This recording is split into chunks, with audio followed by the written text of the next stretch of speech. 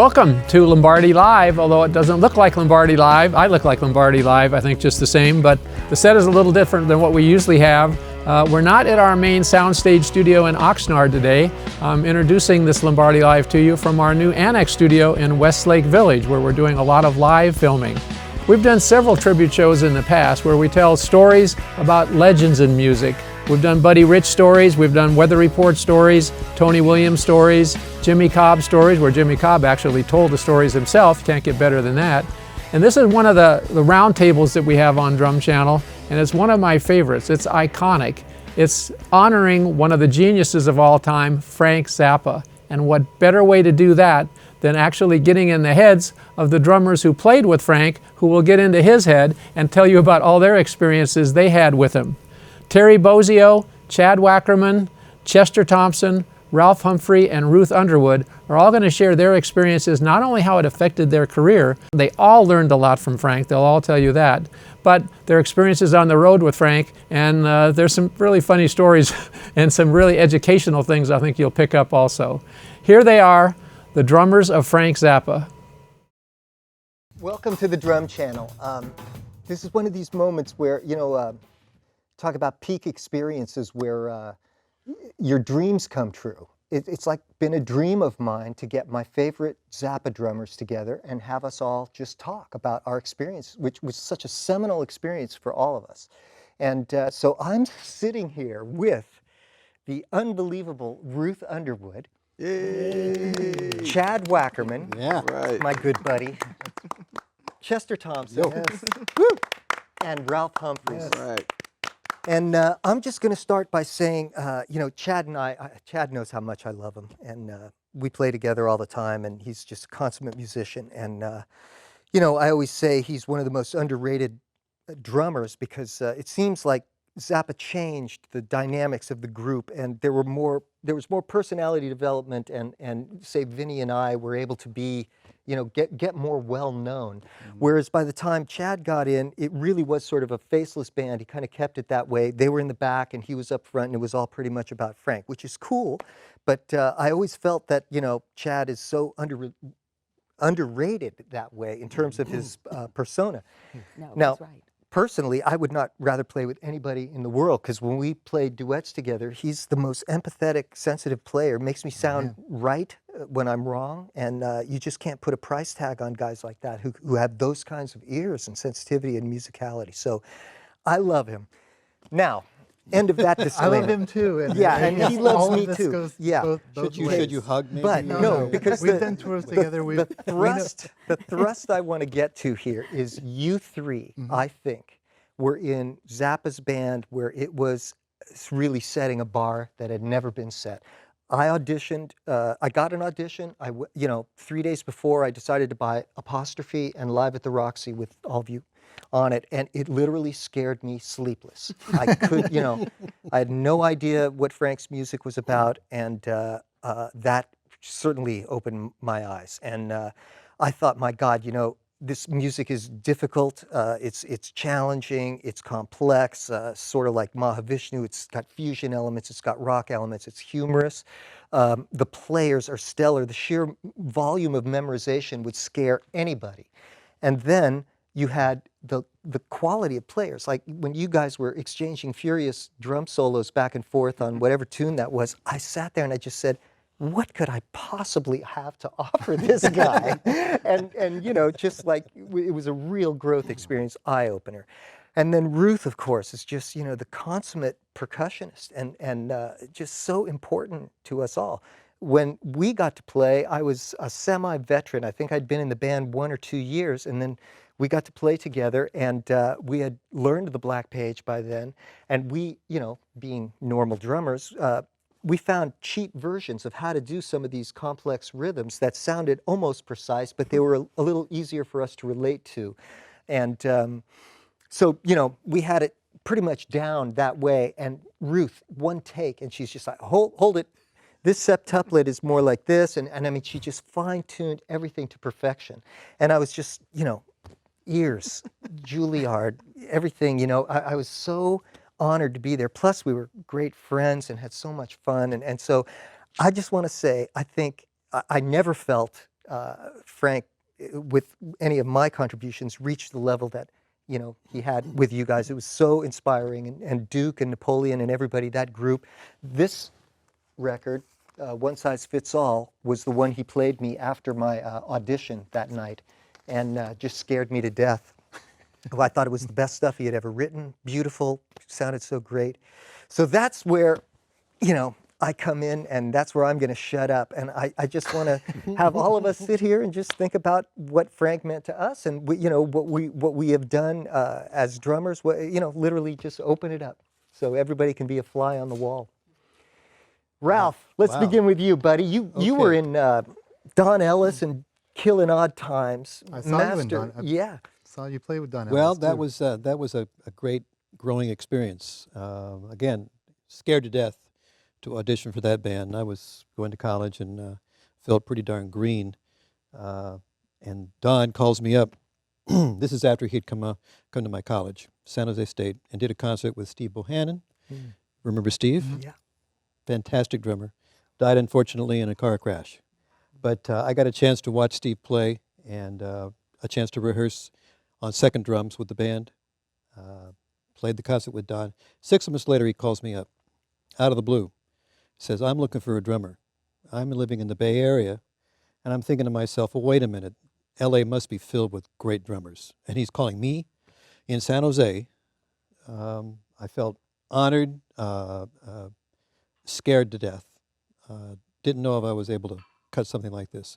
But I went down, and I auditioned with the band. The audition was in a packed club on Lancashire Boulevard called Ellis Island. That was my audition, playing with the band in front of a packed audience. I mean, nothing like being put on the spot. Yeah, see, this is why, this is the kind of stuff that you used to have to do as a musician. Yes. That, kids today just have no clue. Well, And, go ahead. You don't know no, what I you're mean- made of until you're actually called upon to produce. And so I pulled up, I don't know what, but it seemed to make it. He took me to his office after the gig and offered me the gig, and I couldn't believe it. And so a month later, I was living in Los Angeles, and this would have been 1968. So for 5 on and off years, I played with that band, and that was just a great experience. Went all over the world and played a lot of odd meters. Yeah. And so as far as me getting that together, no problem. So come 1973, and Frank's looking for a drummer. I don't know this. I don't know that he's also seen 40, 50 drummers. And George Duke, an old friend, calls me and said, Frank is looking for a drummer, and I think he should come down. And I'm thinking, wow, I don't even know his music. I don't know what it's all about.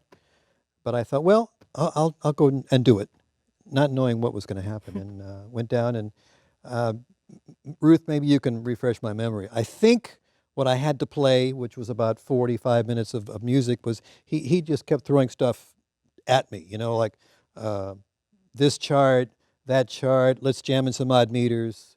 Maybe there was the bebop tango that we had to read, something like that, something as hard. I got to tell you, Ralph, I don't remember that day at all. Well, okay. I actually don't.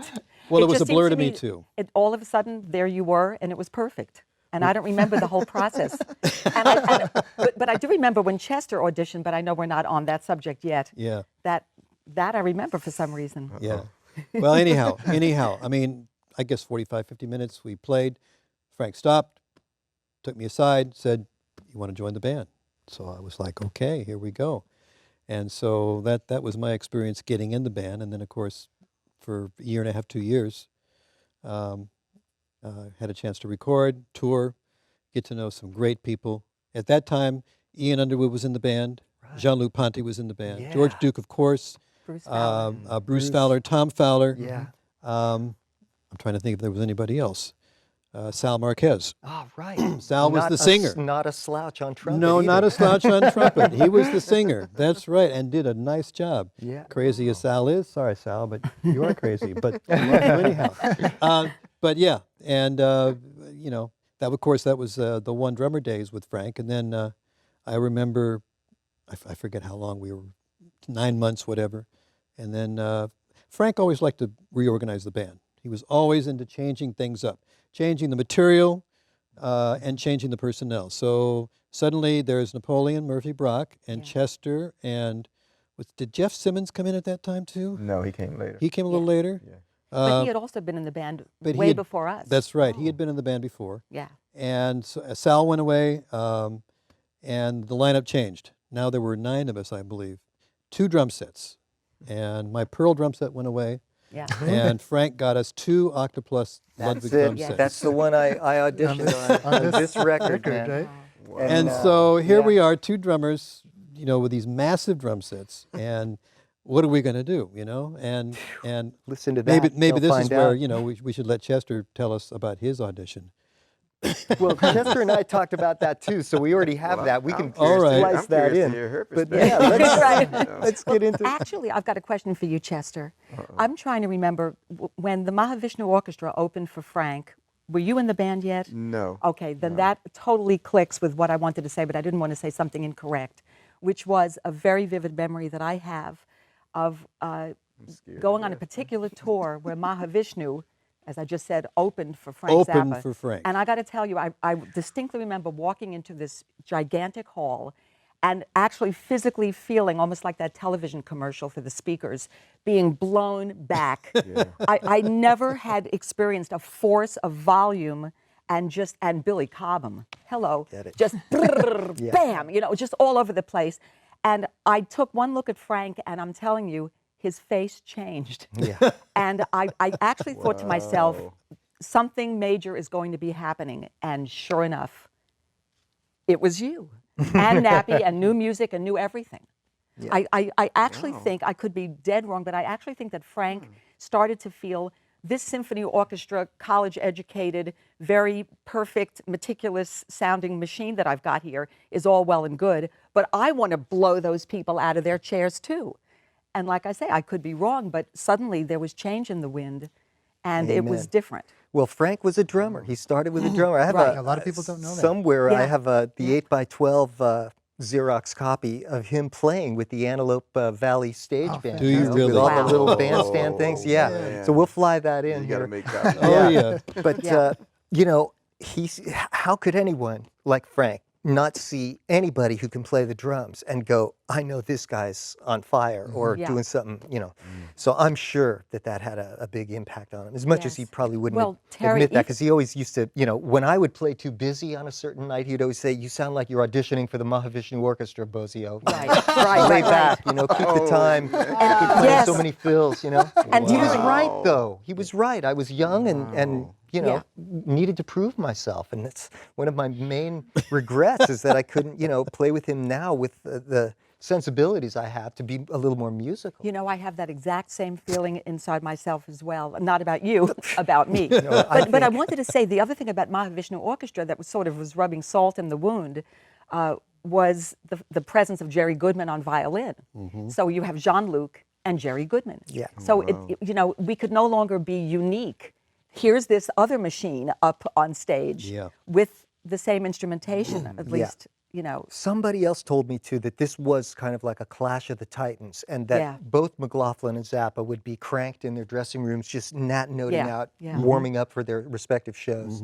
And I'm sure Jean-Luc was a little bit frightened. Yes. And Jerry as well. I mean, you know, And also, John McLaughlin was extremely charismatic. I mean, personally, Yeah. aside from his incredible music history and everything that he's gone on to do since then, he, you know, he. I don't know if you guys remember. Well, you weren't there, but he dressed in all white. yeah. it was- Sometimes would be barefoot. Always looked like he was in a different dimension, above it all. You know, knowing things no one else could know, and there was a real force to that. And so Frank was no longer the only charismatic person in the room, Yeah. so to speak. yeah, I remember the first concert with them. Yeah.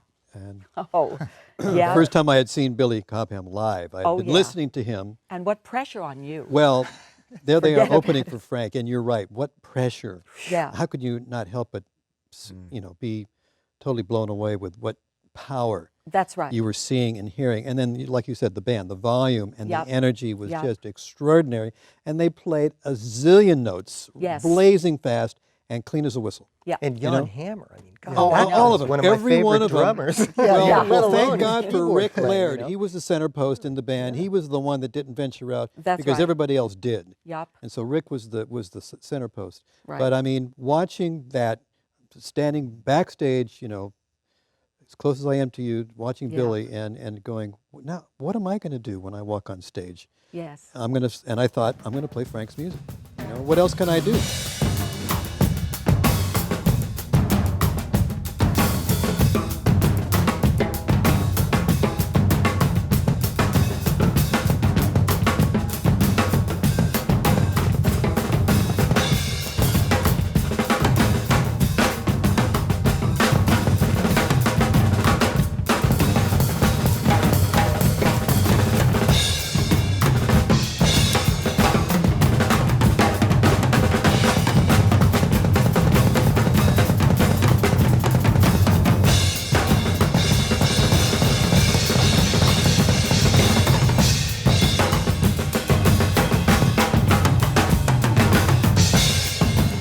I looked up from something we were playing. We were playing quickly, but we just knew it automatically.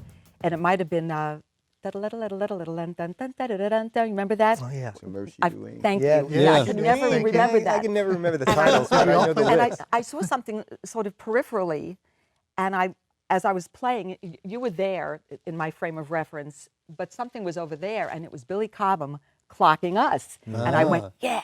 You know, really, he was amazed. Oh, yeah. Absolutely amazed. And I Oh, went, yeah. okay, it works both ways. Oh yeah, Yeah, we, it we, does. All right. we Yeah. struck up a great friendship after that, Yeah. and Yeah. it was fantastic. Yeah, And and he's that a huge once again, Zappa fan. yeah, I and think there's Billy that still is. drummer thing. Plus, he's a consummate artist and musician, and can Right. recognize, even though something's different, what's good and what's not. You know, Mm-hmm. I remember seeing him, thinking, "Oh man, you know, there's just no way I can do this." You know, and that's probably one of the little things that makes you go, "Okay," you know, later on in my life, when I get proficient enough, I'm going to have to just like really find my own way that isn't that, because it doesn't matter if I practice 10 hours a day for 10 years, I'm not going to be able to do that. That Right. guy is superhuman, you know, and, you know, And that's great. yeah, and that's That great. Everyone is unique. That's a Everyone is beautiful unique. thing. Exactly, But exactly. I think But- that's part of the rite of passage, because the night before my second gig with the band was at the Chicago Auditorium Theater. We all went down and saw Mahavishnu That's right. that Oh, night, yeah. which I'd heard recordings, but same thing again. We're standing on the side of the stage. I couldn't watch the whole thing. I had to keep leaving and coming back because the intensity was like Yeah. it almost hurt. You know? Yeah, that's Overwhelming. And I right. walk, Yep. and I mean, and I had no clue about this stuff. So I'm sitting there and I'm like, got this puzzled look, and Ralph would go, "That's 7, Yeah. that's 9, that's 11," and say, "What do you mean?" And he'd count it out for me. Okay, got it. You know. Yep. But yeah, I mean, and I remember distinctly feeling. You know, there've been a couple of moments in my life where something's really changed my whole concept of drums, and that was one of them. Yeah. Yeah. Like I had never seen anybody hit a drum that hard in my life. Yes. I was expecting the floor toms to jump up in the air. But it's Yeah. not just hard. No, there was it a sort of musical. roundness it to was it. power. It was, yeah. You know, and a grace to it, a Absolutely. gracefulness. Absolutely. It wasn't just bashing away So with you know, tons here, of here I am, like strength. scared to death. It's like second gig, and then I've got to see this on top of it. Right, you know? It's right. like- so I can really relate to that feeling. It's like, okay, I'm just gonna Yeah. try to play the show. That's all I Yeah, can that's do. all you Yeah. can do. Fortunately, I had a night after it wasn't like the same night. I can't even imagine that. You know, dealing with that the same night. Yeah, the same. Yeah. Yeah. Well, Yeah, that's where you got to go. Kudos, man. The quartet with Stu Goldberg and Ralph on bass. I forget his name, from Detroit. Ralph Spacing on his Armstrong? name. Ralph Yeah, Armstrong, Ralph thanks. Armstrong. And Narada opened up for Frank in Waterbury, Connecticut. Mm-hmm. And I knew Narada. I think I'd met him once before, and you know, he's like such a loving, wonderful cat and stuff, which just doesn't make you feel any better, any less scared, you know. And he's a hero, and I got to go on there after him. And man, you know, it's just so hard, you know. And I think those things are, you know, paying your dues, because then you start to realize, you know, I don't have to be somebody else. But that you can't do that then. And there really was that thing then, you know. I mean, that was highly evident. It was highly competitive. And, you know, for me, that's why, like, when I came in, you guys had encompassed that, which was also Mahavishnu, Miles, Weather Report, you know, Chick Corea, all those bands were what I thought the best music was. And, here I am, after you had encompassed that and were feeding it back to me, and I'm going, because I never heard it, but I had heard Mahavishnu and all this stuff, and I'm going, what can I possibly offer? This band was very, very special, really incredible. All of you just were, the ultimate, and that Completely music inspiring. too. What? Yeah, completely inspiring. I mean, Yeah, I would absolutely get to record inspiring. at Frank's house, and he would, in between an hour or so of recording, he just sit me down and put some video on, some footage of previous bands, and I would just be, Yeah. And those listening Completely blown experiences were away. always fun up there with him. He'd just sit down and listen to records all night and, play me obscure blues things I've never heard. The Bulgarian chick singers I heard before anybody ever heard of them. He had a record, and check out this picture. Look at that chick, and she was just this proud mountain, ethnic woman from Bulgaria. And she had a voice that, would cut through mountain valleys, and it was just amazing stuff. And the Jean-Luc Ponty, with you guys playing on low budget music for a low budget symphony Yeah. orchestra, I think is one of my favorite pieces that Frank wrote. Yep. And I can remember, listening to that stuff up there, those big speakers, and just being so entrenched in the music. And he, that's the thing where today music, it's very difficult to give a person that kind of experience. Directors are talking about it now with iMovies on a 2-inch screen. You can't get a theater experience and get the same effect. And we all listen to music while we're driving, while we're doing other Yeah. activities, Yeah. with car noises and other things, interference happening. And to go there, it was like a church, and you were in the sanctuary, and you had the best gear money could buy, pumping out incredible music at really high quality. And you just were totally immersed in it. These kinds of listening experiences, were key to my whole experience. Just And then Ruth, how did you get in the band? Well, What was your audition like? I actually we hadn't finished with how you got in, Chester. What that experience was like. Had we finished? No, we had. No, we hadn't even We started. need to find this out. Yeah, go ahead, Chester. Tell him. Well, we kind of talked about some of it earlier. Well, I mean, like I say, the call I got, and I mentioned to Terry earlier, I got a call from Marty, who I'd known in Baltimore. And, and the irony of it, I mean, okay, out of high school, I went on the road for 5 years playing cover bands and just anxious to get on the road. I'd heard too many stories. So at the end of that, I decided, all right, I'm going to college, which I did. I went and completed like 2 years at a community college, and I was going to transfer and go to University of Maryland. I was playing 4 and 5 nights a week and paying all my own expenses, so I was killing myself. I didn't know that. I always took like 20 credits, not knowing that you didn't have to do that, So I decided, okay, I'm taking off a semester to work. Got to save some money so that, because the campus is a little farther away, I'm not going to be able to do the gigs as much. I got to have some money. So in the middle of all of that, I had applied for, which a lot of musicians in Baltimore did, to drive a school bus. I've taken the test, and I'm pretty good at driving that thing, man. And the funny part is that Sunday, two things. Well, the Friday before I got the call like, I guess Friday night or something. That Friday I had gone out, I got my license, the new license.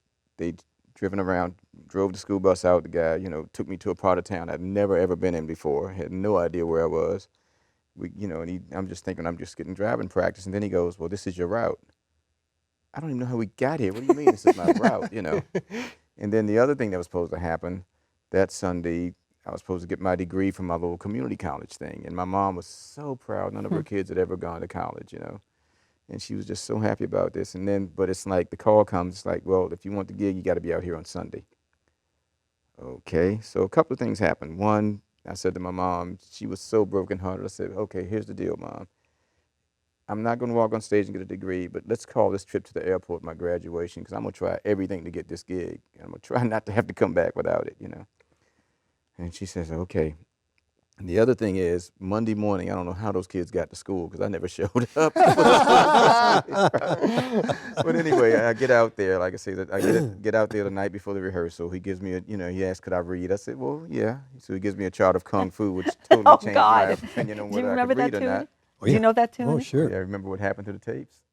No, Oh, we cut it at Bollock Sound, remember? I remember that. Yeah. Well, the next night we came back, and the tapes weren't there.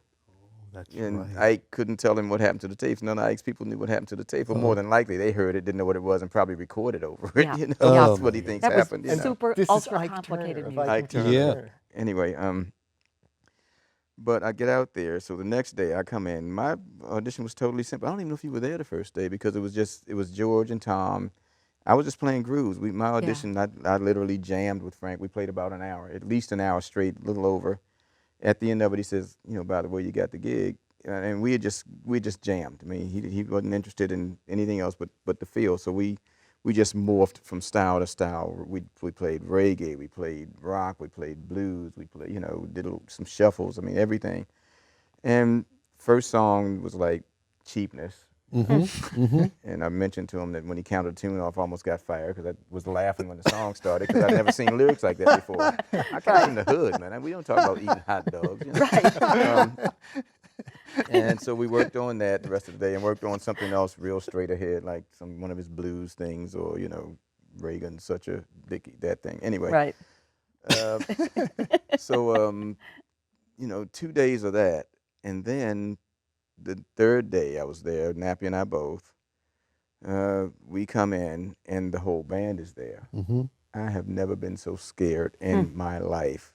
You guys scared the pants off me, man. But we were so sweet and nice. And that doesn't help. seriously. It really doesn't help. It really doesn't then you help. can't I resent had you never guys heard- and blame it I on had never that. heard anything that tight. Wow. I had never heard music that tight and that difficult in my entire life. I mean, I just sat there, Nappy and I, we were just kind of in the same boat. We just kind of looked at each other like, uh-oh, you know. And I just did not sleep mostly, you know, that first month, man. Oh, goodness, I hardly slept. Yeah. And, you know, it's so funny. I watch talk shows and I get really annoyed when people just kind of like, oh, you're the greatest. Well, no, you're the greatest. But I got to tell you, you know, Apostrophe and Overnight Sensation are two of the most well-played drum parts I've ever heard in my life on those two albums, man. What did I just tell you, Ralph? Didn't I, mean, say the same thing? And Really? It was the same thing. It's like, what do I have? Okay, I mean, I guess I can get funky. I guess he likes it, and I'm glad, you know. Yeah. And I mean, I had to learn the book, which and I'm so grateful for Ralph because it's like, I mean, I never felt resentment. I just felt like, okay, well, we're here. Here's, you know, and he just, little things, he would just help me along the way, and it just, you know, helped to tighten it up. And it was like, man, it was scary. Yeah. I mean, I can Plus- totally relate to what you're saying. Yeah, man. It those was- solos on there, you know, Ralph. I mean, I had to ask who was who because I didn't know, and there was a section in there, you know, like Echidna Zarf? no, on the section of it's one of Don't these you ever pieces watch where that they- thing? Oh, yeah. Yeah, Yeah. where they're Always connect those switching. because- I know yeah, they go play them together. they're just going off different solos. Yes, Right, yes. right. Very So- well. This one section, you know, coming from the Little Gretsch Jazz Kit and not having double bass and stuff, all my heroes like Tony, Eric Gravatt could do it. Just had that 1 foot roll, you know, just that, Yeah. you know, with 1 foot, and you just go, oh, you know, and melt, right? And he's got that Ralph with a has it, big yeah. ass 22-inch bass drum, muffled and stuff with a pillow, and I'm like, oh man, you know, Yeah. that's one of those things that's just okay. You know? Cut your wrist or cut your ankle if that's more important. And I have to say, you know, that was really impressive.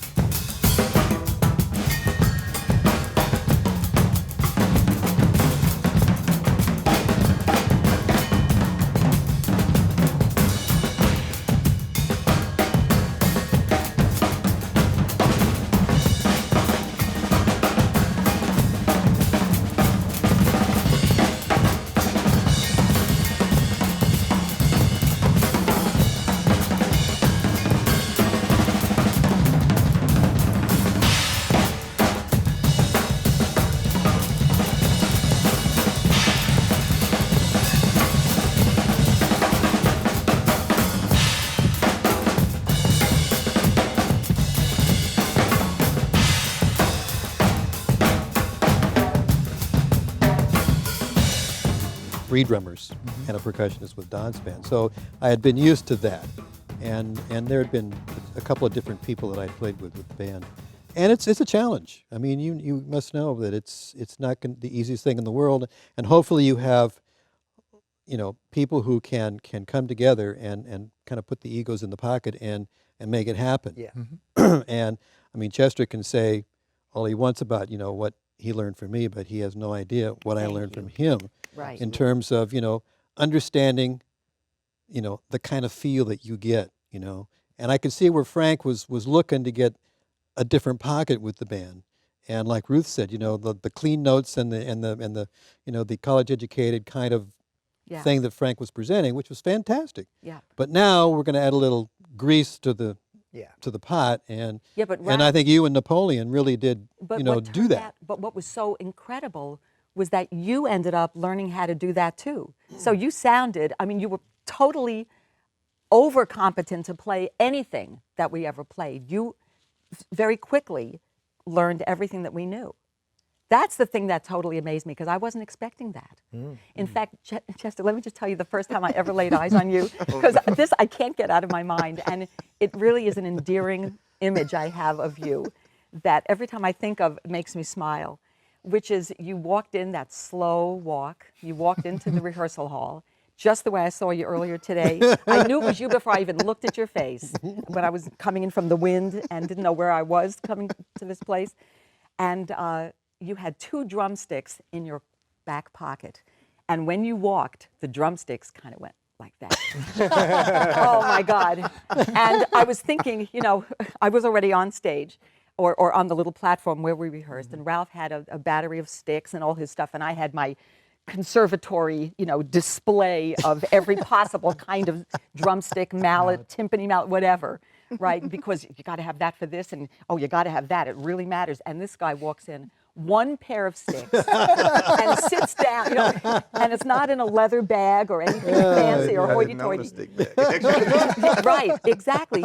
And you walked in and you sat at this very small, I just thought of it as a very condensed drum set, and you just blasted me. I mean, it was fantastic, really fantastic. So that's the image of you that I have. Wow. Yeah. Did we tour? We didn't tour with your set and my set, or did we? Oh, We yeah, did. First tour. First tour, Yeah, 'cause yeah. I wouldn't let the guys break my drums down Uh-huh. because I'd never heard. I didn't know anything about roadies. You know. Right. Don't touch my drums. Yeah. Yeah, we'd Right. get after the set. So after about 3 or 4 nights of finishing the show, I was like, Yeah, you can oh pack yeah. them. You can Right. pack them. But no, the first few gigs, man, it's like, well, I had one of those old fiber hardware cases with a snare drum fit in and then the little Yeah. tray on the Case, yeah. top. Yeah. And I knew they fit a certain way, and I was scared that if they didn't put them in the right way, you know, I mean, Yeah. what did I mean? I had no clue. I mean, just absolutely no but clue. Chester, at a time when everyone was going into the super expanded drum sets with 1,000 cymbals and, you know, this was real power and the smoke machine, I used to think you with your little kit could just make more noise that felt right to me than all that other equipment. That was so bogus. That Wow. was just crapola That's pretty compared to funny. what you could do. Amazing. Yeah, then Frank came in. I guess we just walked in one day, and there were these man. 2 massive drum Yeah. sets Yeah. Two sitting Yeah. He there. had matching obviously octopus gone to kits. Manny's, That was dropped his credit card, right? And said, play this. Yeah. Oh, that Frank was- wanted to that take was it to a new amazing, level. man. Yeah. Yeah. So I mean, Chester and I right away said, okay, we got to deal with this, right? So the first thing we did was we decided to tune the drum sets about a third apart. So Chester's was higher than mine by about a third. So at least we had a sound that would first of all blend, and then you could tell who was playing what and when, and then it was, you know, working out the parts. Sometimes Frank would tell us what to do. Sometimes we'd just work it out. You know, I had a set of cowbells. I think you had a set of Yeah, we cowbells both too, had- right? Yeah, like the little cluster thing. Yeah, I mean that was a main feature of the drum set was the cowbells. Was it difficult getting used to playing with each other like that? It was for me at first because It was I'd was never for done me. it before. It Yeah, was for me yeah. too. Mainly because of the different places we were coming from. Yeah. I think that was Yeah. it. But the thing is that again, I'm telling Chester, I learned how to get more into where his space was. Mm-hmm.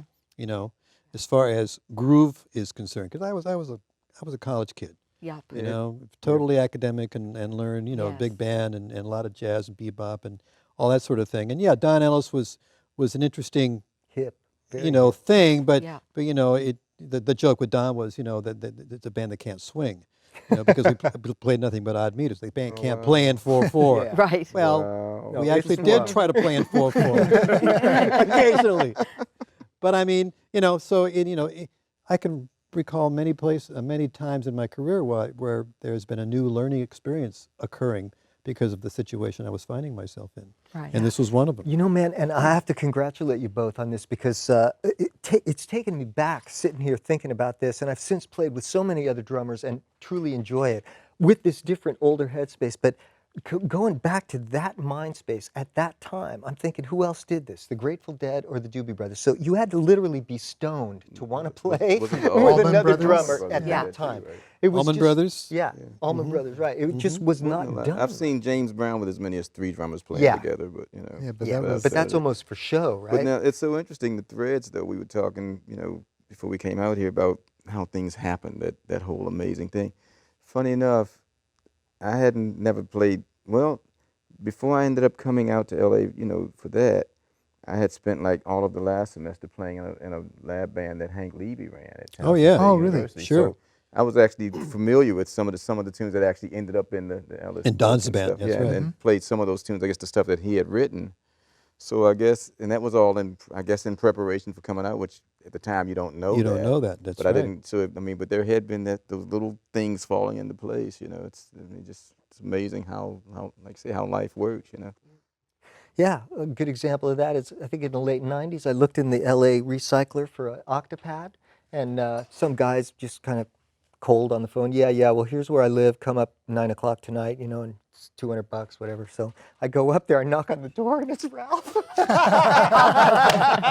Oh, We hadn't seen each other in ages. That's Oh, man, too He was happy that his baby was going to a good home. Oh, God. I was happy to get a deal. Yeah, just stuff like that. You just, it's all connected. Wow. Okay, so Ruth, how did you get in the band? Okay. I'm a strange case because I was a fan long before I ever played a note for Frank. One of my Juilliard cronies, in fact, I was an actual drummer for 3 years of my life, an actual drummer with a real drum set. You Yeah. said makes sense. Yeah. and I wasn't world class like you all. You But don't know I how was much good we enough. all love you, okay?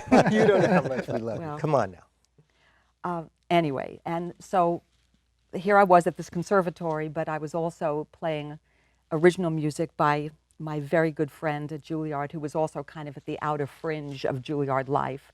We were there, it was nice to be there, but we weren't that happy doing just that small sliver of what we were doing. And so he would write this fabulous music, and I was the drummer, and then there were 3 other fellows. In fact, we're all still in touch with each other, so that's very special. But anyway, one day Stephen said to me, "You got to hear these crazy guys down at the Garrick Theater. You're not going to believe it." And I said, "Oh, I got homework, and I got this, and why do I want to go?" No, you have to do this. And he came by and grabbed me and made me go see these guys.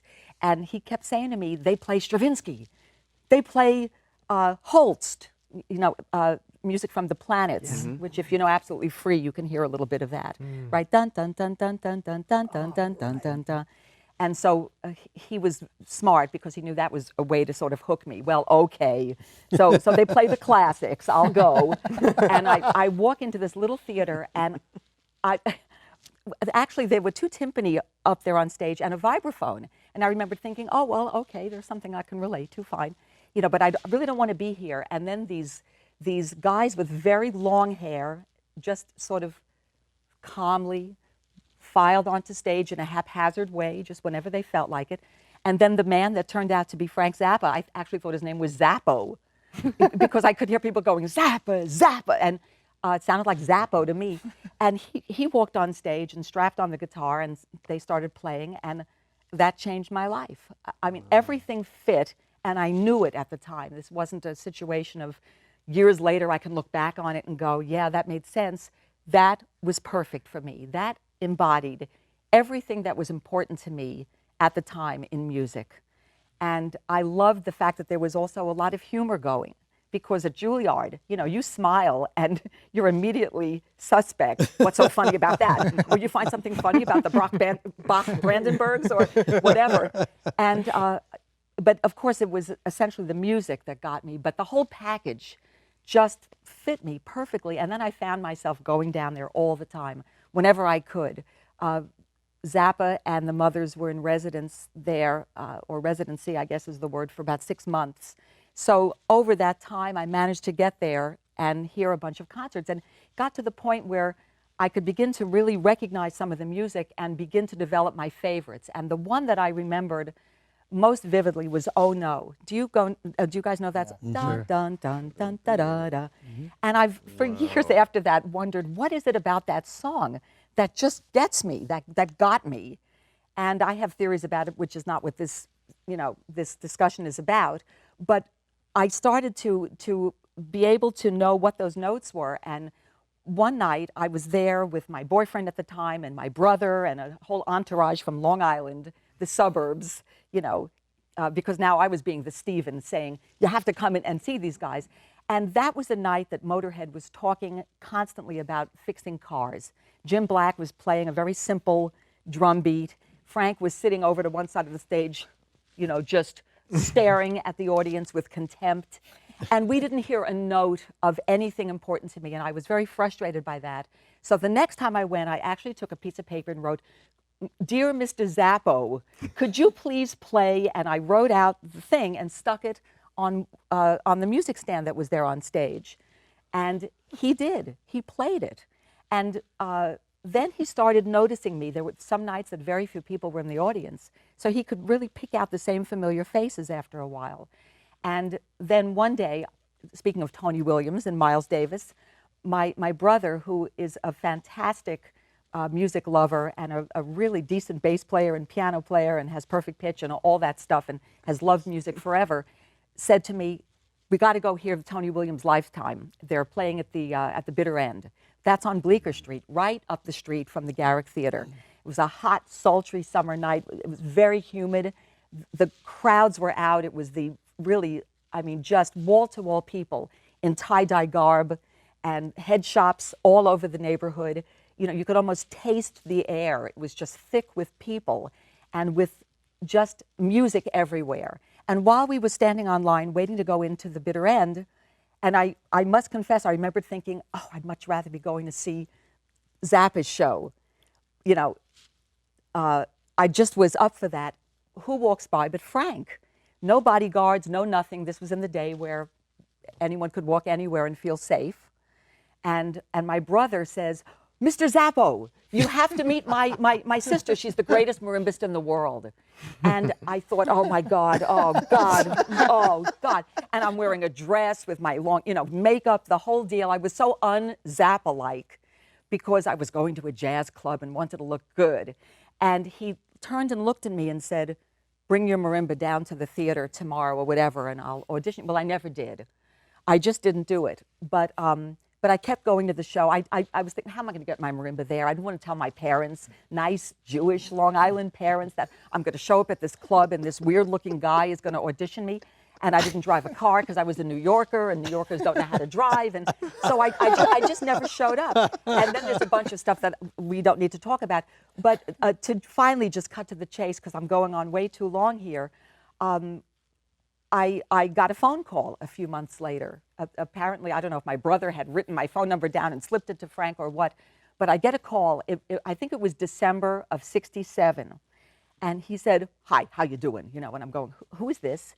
Frank Zappa, in his clipped way of speaking. Right. And that rings a bell, right, Chester? You can almost hear that voice. Terse, yeah. Yeah. And he said, we're doing 2 nights at Town Hall, December 22nd and December 23rd. And I'd like you to play on stage. And I went, "With the Mothers?" And he goes, "No, not actually with the Mothers, but we'd like you to be part of an opening act. There'll be a contortionist, a ballet dancer, a juggler, and you." And you. And I said, "Can I bring some of my cronies?" I guess what he remembered was when my brother was spouting off about me, Juilliard, so he must have figured, okay, I can do something. I'm going to music school. I'm not just going to show up and make a complete ass of myself. Though if I had, he would have found a way to use that too, and you know it, right? He would have capitalized on everything and made it work. And so I actually said to him, "What do you want us to do? What kind of music are we going to play?" He said, "Do you know the Freak Out album?" And I'm going, "Do I know the Freak Out album? Only every note." He said, "Maybe you could do a cocktail version of the tunes on Freak Out.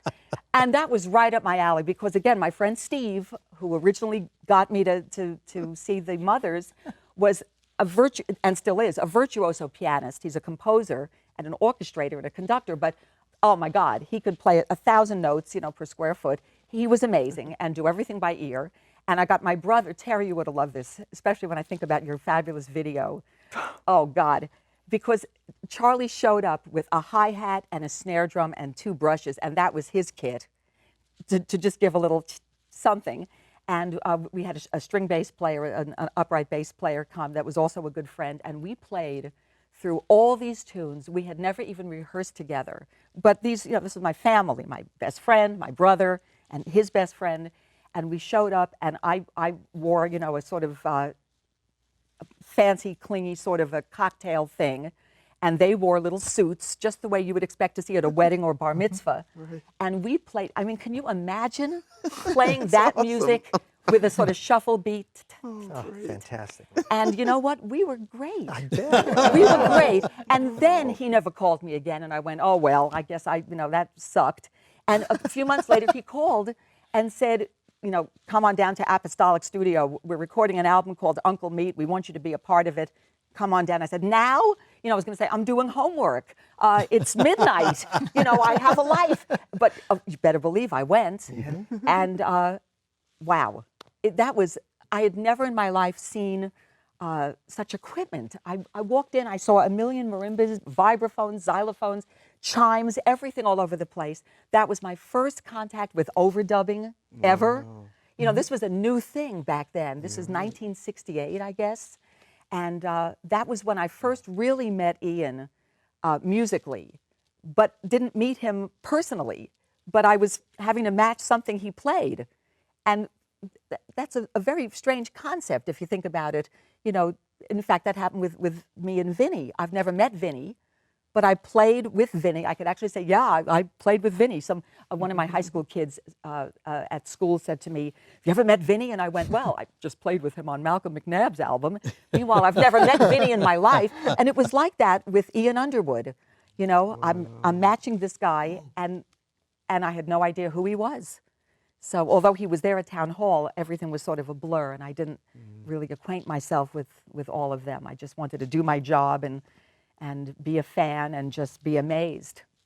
I will never forget those experiences. They were like yesterday to me, as trite as that is to say. They're so sharply ingrained in my brain and were so special. And so I guess you could say my audition was a live performance, just like yours, Ralph. Mm-hmm. Yeah, sure was. And, and it kept going that way. He kept asking me to do things, and then finally when the instruments were tourable or travelable, I was able to do that. Do you remember going to the Musser Marimba Factory?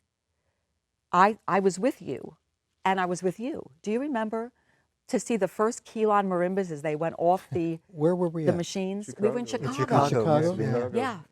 Well, I watched on one of the tours that we did, I watched my only, and it was wood, and it was so dear to me, Brentwood marimba, being dropped from approximately a 3-story height. Well, it was in one of the anvil cases, but still, I just went, oh God, that's it for me. And that was one of the first times, one of the many times I quit the band. And then, that's when Frank said, they've invented this new thing. It's Keelan, it's indestructible. And I remember going to the factory with you guys and seeing, I almost brought it today. I was going to bring it and just show it to you, but it's so old hat now, probably everybody knows it.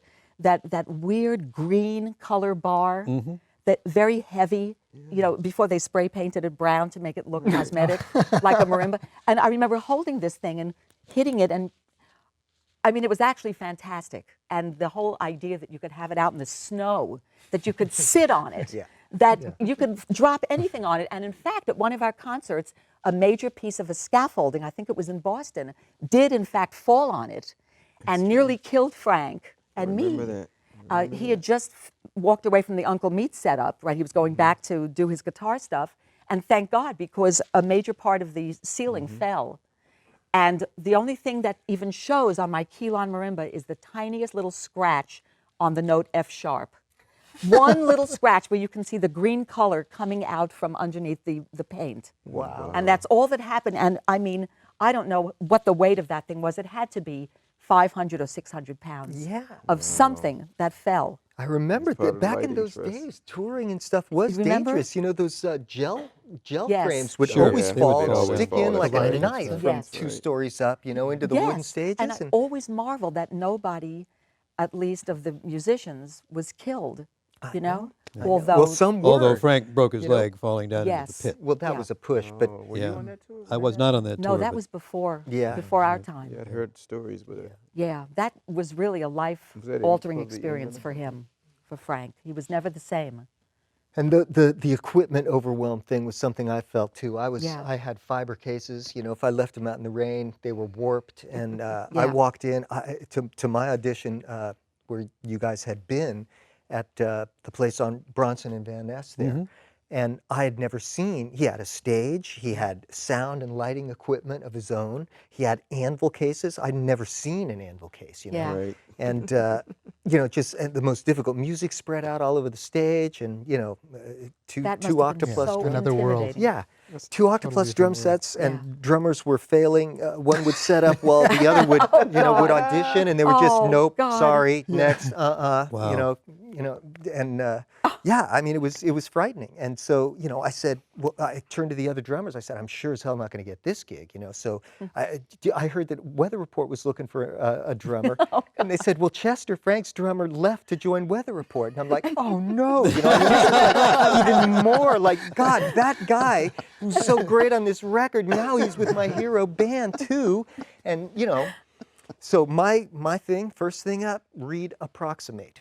Yeah. Oh, really? And I, So, Okay. you know, and I have it right here, by the Yeah, way. I and- wanted to show it yeah. to Chester especially, because that's one of the greatest things I ever heard in my life is you on that volume 2. You can't do that on stage anymore. That is monumentally incredible.